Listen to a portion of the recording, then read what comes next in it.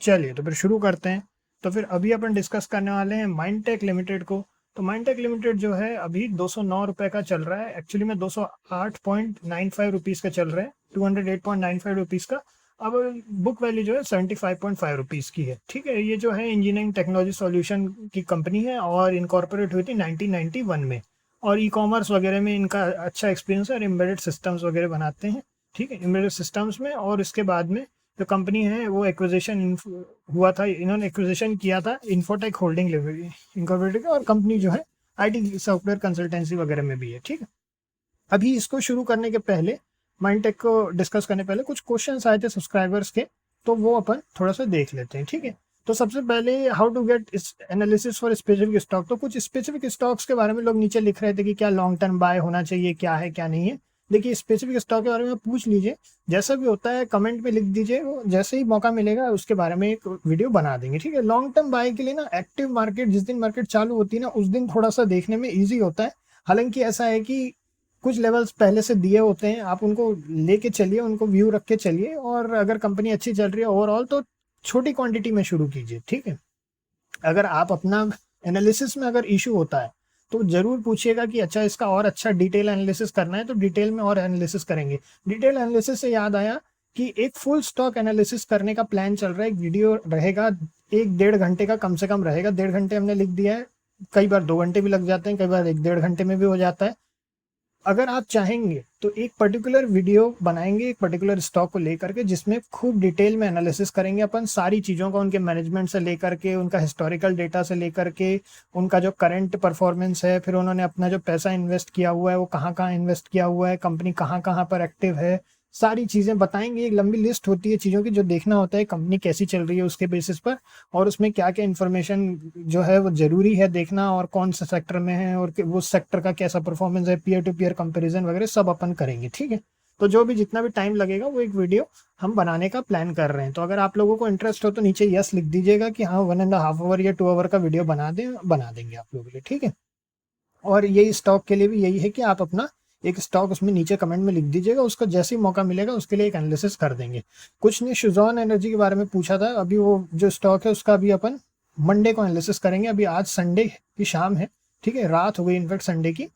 तो संडे की रात को भी तो एनालिसिस नहीं, लेकिन कल श्योर शॉट आपको मिल जाएगा। ठीक है, तो अब देख लेते हैं how to put questions as active trading community member. ये अच्छा है, इसमें क्या है कि अगर आप एक्टिव ट्रेडिंग कम्युनिटी मेंबर हैं जिन्होंने ऑलरेडी इनरोल कर रखा है तो आप सीधा व्हाट्सएप कर दीजिए, कमेंट का कोई झंझट नहीं है, सीधा व्हाट्सएप कीजिए। आपको 24 to 48 आवर, अगर हम कहीं बाहर होंगे तो आपको 1 दिन 2 दिन, 2 दिन से ज़्यादा नहीं लगेगा, है ना, एनालिसिस करके आपको बता देंगे। और क्वेश्चंस आप भेजते जाइएगा एक साथ आप लोगों के लिए, जैसे अपन करते हैं कई बार, अपन एक साथ जवाब देते हैं, अलग अलग जवाब देते हैं, जैसा भी मौका मिलता है बना देंगे। ठीक है, ये हो गया। और साथ में पोर्टफोलियो से रिलेटेड कुछ क्वेश्चंस पूछे थे। देखिए, पोर्टफोलियो जो है वो अपन साथ में बनाएंगे, कौन कौन से स्टॉक्स लिस्ट है, कैसे 200 में से 50 स्टॉक्स को छांटना है, क्या क्या चीज़ें देखनी है। ये जो वीडियो रहेगा ना, ये वीडियो ऑल्दो अपन मेन चैनल, यही चैनल पे रिलीज करेंगे, मगर इसी टेक्निक से ही अपन स्टॉक एनालिसिस करेंगे। ठीक है, और फ्री वाले यूजर्स को भी थोड़ा बहुत फायदा ही होगा उससे। बस ये है कि टाइम टेकिंग, बहुत ज़्यादा टाइम टेकिंग होता है, तो जो है सो है। ठीक है, और फिर उसके बाद ट्रेडिंग कम्युनिटी में इनरोल कैसे होना है, तो नीचे यूपीआई लिंक दी हुई है, उसमें आपको जो भी फीस लिखी है वो आपको थोड़ा पे कर दीजिए और उसके बाद भी इनरोल हो जाइए। ठीक है, अगर वो फीस आपको ज़्यादा लग रही है तो अभी इसका मतलब है कि आप लोग इन्वेस्टमेंट के सेक्टर में आने के लिए रेडी नहीं है, और ऑप्शन ट्रेडिंग तो हमारा मानना है पॉइजन है। ठीक है, तो जो हमारी थ्योरी है, हो सकता है आप लोगों को वो अमृत जैसा लगता हो, या बहुत सारे लोगों को लगता है कि वो बहुत अच्छा, मतलब अमीर बनने का जल्दी तरीका है एंड ऑल दैट। हमारा मानना है कि वो गरीब बनने का जल्दी तरीका है। ऑप्शंस वगैरह कुछ नहीं करते, ठीक है, पैसे वेस्ट करते हैं और कुछ नहीं लोगों के। बट अगर आपको इसमें इनरोल होना है तो 1000 रुपीज़ फीस है, हर मंथ पे करने की जरूरत नहीं है। एक मंथ पे कीजिए, जब प्रॉफिट होने लगे तब अगले महीने का पे कीजिएगा। अगर प्रॉफिट नहीं हो रहा है उनको होल्ड कीजिए। आप रीजन पूछ सकते हैं हमसे कि क्यों सर, ये तो अभी अपने पोर्टफोलियो के साथ में क्या हो रहा है, आप अपना पोर्टफोलियो शो कीजिए, हम अपना पोर्टफोलियो ओपनली शो करते हैं, कोई दिक्कत नहीं है। एक बार आप इनरोल हो गए तो आपको पोर्टफोलियो मिलेगा। ठीक है, अब इसके बाद में नेक्स्ट है कि फ्री ट्यूटोरियल एक बनाने वाले हैं, क्लासेस फाइनेंशियल मॉडलिंग पर हमने शुरू कर दिया है। फाइनेंशियल मॉडलिंग को उतना अच्छा रिस्पॉन्स नहीं मिल रहा है, तो अगर मान लीजिए आप लोगों में से कुछ एटलीस्ट 100 लोग भी अगर बोलते हैं कि नहीं फाइनेंशियल मॉडलिंग सीखनी है, तो ही हम कंटिन्यू करेंगे, नहीं तो ऐसा ही है, थोड़ा सा कॉम्प्लेक्स टॉपिक है ना, और हर किसी को अच्छा नहीं लगता है टॉपिक। तो और बस यही है ना। अगर आप लोग बोलेंगे तो नीचे कमेंट कीजिएगा, नीचे लिख दीजिएगा फाइनेंशियल मॉडलिंग। इस वीडियो के नीचे जो जो फाइनेंशियल मॉडलिंग लिखेंगे हम मान के चलेंगे आपको इंटरेस्ट है, ठीक है। और फुल स्टॉक एनालिसिस अगर वीडियो चाहिए तो फुल स्टॉक एनालिसिस ये शॉर्ट आएगी। इसमें थोड़ा सा हमें डाउट है क्योंकि पता नहीं इसका क्या है क्या नहीं है, इंटरेस्ट आएगा नहीं आएगा, है ना व्यूअर्स को, तो इसीलिए हम थोड़ा सा प्लान कर रहे हैं कि आप लोगों से पूछ के ही बनाएं, ठीक। चलिए तो अब अपन चलते हैं माइंडटेक के ऊपर। माइंडटेक के बारे में अगर स्टोरी थोड़ा कंटिन्यू करें तो करंट प्राइस 208.95 रुपये की चल रही है, बुक वैल्यू है 75.5 रुपीज़ की, ठीक है। मैक्स चार्ट को देखते हैं। मैक्स चार्ट की बात करें तो इसने अच्छा खासा अपसाइड मोमेंटम दिखाया है, हालांकि अपने ऑल टाइम हाई से अभी काफ़ी दूर है। ऑल टाइम हाई जो है इसका वो है 267 और जो अभी चल रहा है वो है 209 रुपीज़ का, ठीक है। चलिए तो फिर देखते हैं प्रोज एंड कॉन्स में थोड़ा बुरी खबरें देख लेते हैं। तो stock is trading 2.77% of its book value. Company has delivered poor sales growth of 2.55% over past 5 years। Company has low return on equity of 10.3% over last 3 years, ठीक है। प्रोज की अच्छी चीजों की बात करें तो company has reduced debt, company is almost debt free, तो ठीक है। चलिए अब अपन देखते हैं क्वार्टरली, अब अपन डायरेक्ट चलते हैं यहाँ के इनके नेट प्रॉफिट पे। तो नेट प्रॉफिट की अगर अपन बात करें तो लगातार कंपनी प्रॉफिट दिखा रही है। जून में भी इन्होंने प्रॉफिट जंप हुआ है 5.41 करोड़ से 6.23 करोड़ का, ठीक है, जंप है।